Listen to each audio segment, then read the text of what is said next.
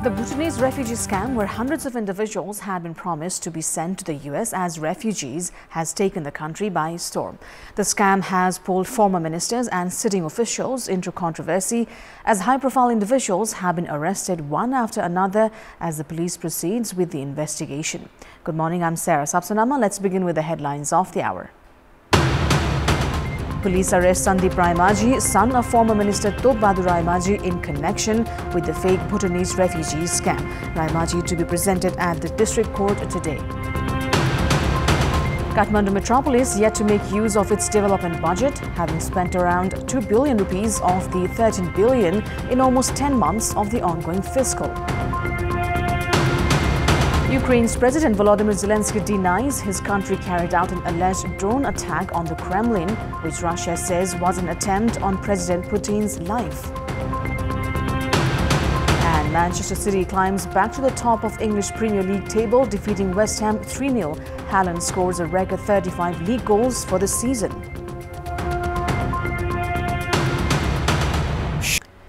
The police have put former Energy Minister Kathmandu Raimaji in close watch over allegations of involvement in the fake Bhutanese refugee scam. His son Sandeep, who was arrested yesterday, will be presented at the Kathmandu District Court later today. Sandeep was arrested from Butwal yesterday evening. Police had taken an arrest warrant from District Court Kathmandu against Sandeep. High-profile political and administrative figures have been alleged of taking bribe money of 1 to 5 million rupees each from over 800 individuals with the promise to send them to the US. The Ministry of Home Affairs is the apex authority for ensuring internal security and shoulders the responsibility of addressing all issues related to national security. However, those working at leadership roles at the Ministry of Home Affairs themselves have been alleged of involvement in illegal activities. Serious questions have surfaced after security advisor to former Home Minister and erstwhile Home Secretary have been arrested for their alleged involvement in the fake Bhutanese refugee scam. Nepal police has been investigating a serious offence for the past 40 days.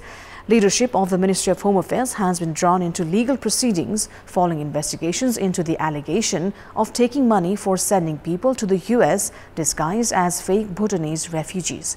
Police has arrested Indrajit Rai, the security advisor to erstwhile Home Minister Ram Bahadur Thapa and former Home Secretary Teknaran Pandey for their involvement in receiving up to 5 million rupees each to send 429 individuals to the US in the disguise of Bhutanese refugees. A committee was formed under the leadership of former Joint Secretary Balkrishna Panthi to address the issue of Bhutanese refugees in Nepal 4 years ago. Names of 429 fake refugees were added to the report of the committee. While up to 5 million rupees each was received from them to send them to the US, they have filed a complaint as the names were not included in the list of refugees published by the United Nations High Commissioner for Refugees, UNHCR. 5 individuals, including the masterminds behind the scam, Keshav Dulal and Sanu Bhandari, have been arrested during police investigations. Indrajit Rai was arrested on Tuesday, while former Home Secretary Teknaran Pandey was arrested yesterday after both of them were found to have received money as mentioned in the diary confiscated during investigations. Terming the case of an organized crime in nature, police has arrested 7 individuals so far. However, it is the first instant where the officiating secretary during the incident has been arrested. Former Home Secretary Maheshwar Nupane is also being suspected of involvement in the case. More than 20 individuals who had paid around 230 million rupees with the dream of landing in America had filed their complaints at the police. Police is proceeding with investigations based on the provision which allows for judicial custody for up to 60 days.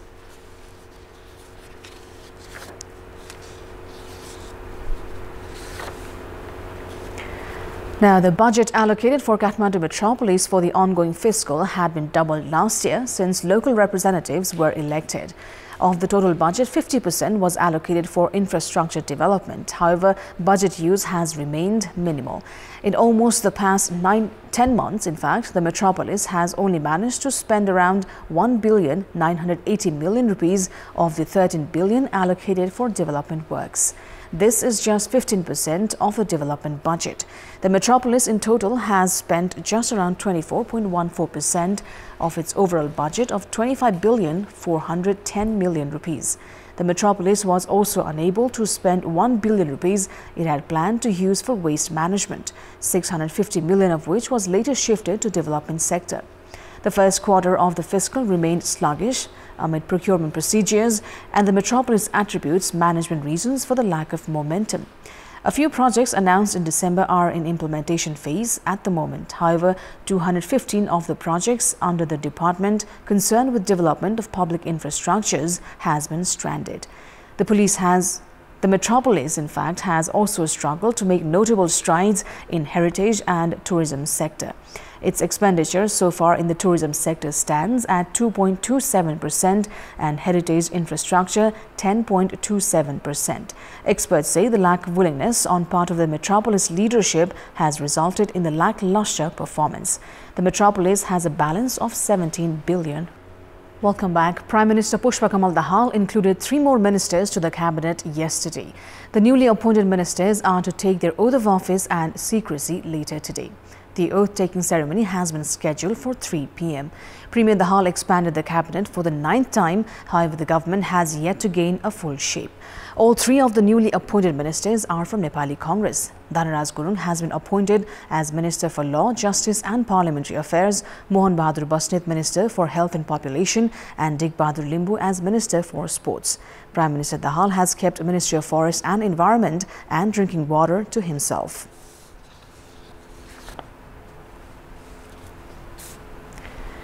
Meanwhile, Chief Minister of Gandaki Province, Surendra Raj Pandey, is to take the vote of confidence later today. Pandey will take the confidence vote at the Provincial Assembly meeting scheduled for 2 p.m. Pandey was appointed the Chief Minister on 27th of April with the support of 27 lawmakers from Nepali Congress, 7 from Maoist Centre and 1 from Unified Socialists. Pandey is expecting to give full shape to the provincial cabinet following the floor test.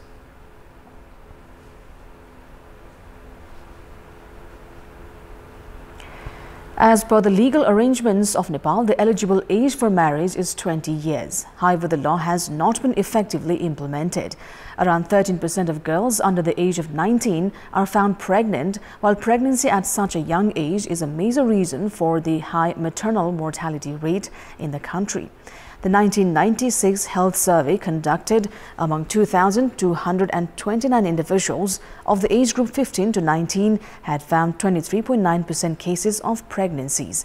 In the 2022 survey, among 2,643 of the same age group, pregnancy rate was found among 13.6% of the girls.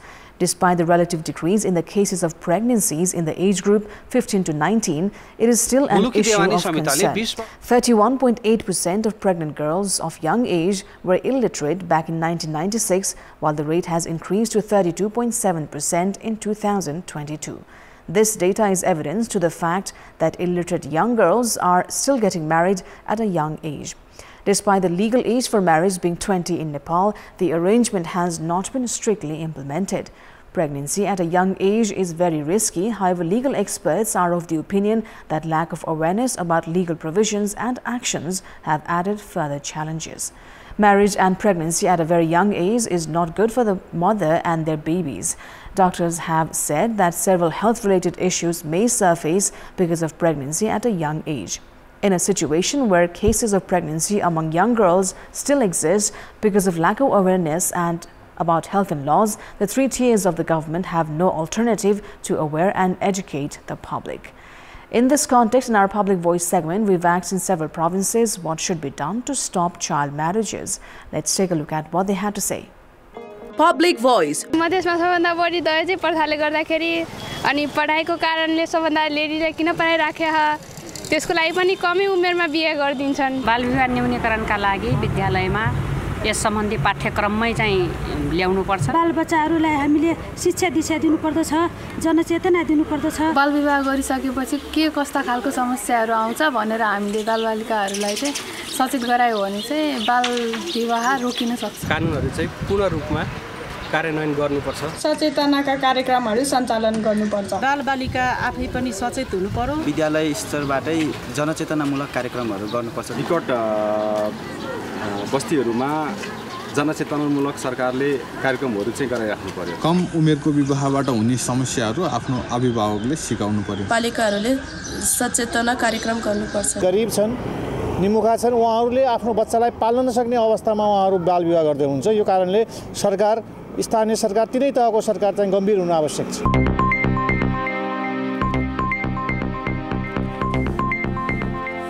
It's time now for our segment Public Pulse, where you text us with your opinion. Public Pulse. The question is, what do you term the preparation to ease the examination system of grade 12? Your options are A, timely and appropriate step, B, to stop exodus of students, and C, relief for students. The voting is on. Type NEWS, select your option A, B or C and send it to 34001 to share your opinion with us. With that, we move on to international update. Ukraine's President Volodymyr Zelensky has denied his country carried out an alleged drone attack on the Kremlin, which Russia says was an attempt on President Vladimir Putin's life. The Russian president's office said defenses downed 2 drones overnight. It threatened to retaliate when and where it considered necessary.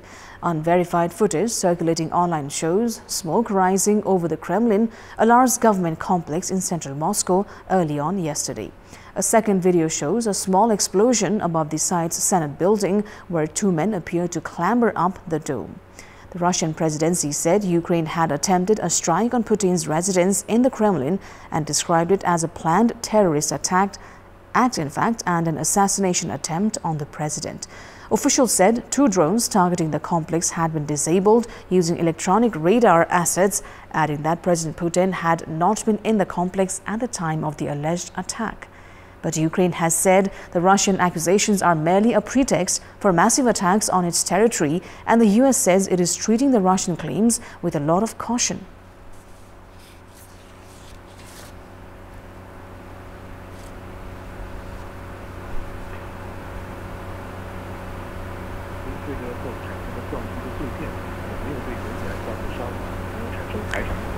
The U.S. Central Bank has raised interest rates to the highest levels in 16 years as it battles to stabilize prices. The Federal Reserve increased its key interest rate by 0.25 percentage points, its 10th hike in the 14 months' time. The Fed signaled that Wednesday's rise may be its last one for now. The moves have pushed its benchmark rate to between 5% and 5.25%, up from near zero in March 2022. Higher rates have sharply raised borrowing costs across the world's largest economy, spurring a slowdown in sectors such as housing and playing a role in the recent failures of 3 U.S. banks. The bank started raising interest rates aggressively last year when prices in the U.S. were soaring at the fastest pace in decades. Central banks around the world, including in the UK and Europe, have taken similar action. Higher interest rates makes it more expensive to buy a home, borrow to expand a business, or take on another debt. By increasing those costs, officials expect demand to fall and prices to cool off. Since the Fed started its campaign, price increases in the U.S. have shown signs of moderating. In March, inflation, the rate at which prices rise, stood at 5%, the lowest level in nearly 2 years, though still uncomfortably high for the Fed, which is targeting a 2.2% rate. And up next is the weather update.